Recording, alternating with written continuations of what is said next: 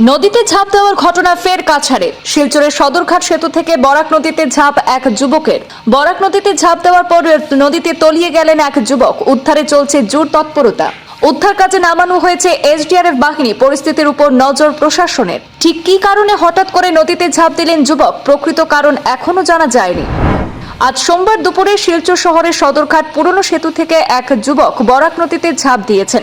যুবকের নাম অখিলেশ কুমার মাহাতা বলে জানা গেছে।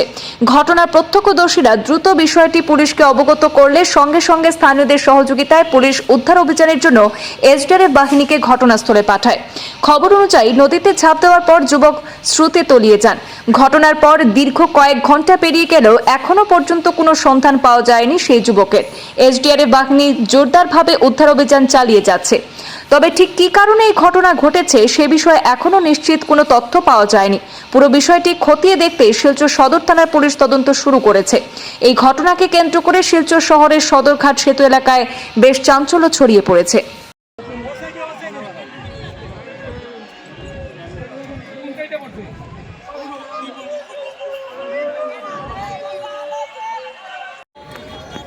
ও ভাই তোরা দুটো না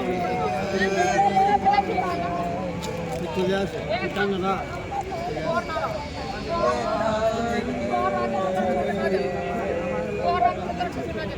চুপ রাখো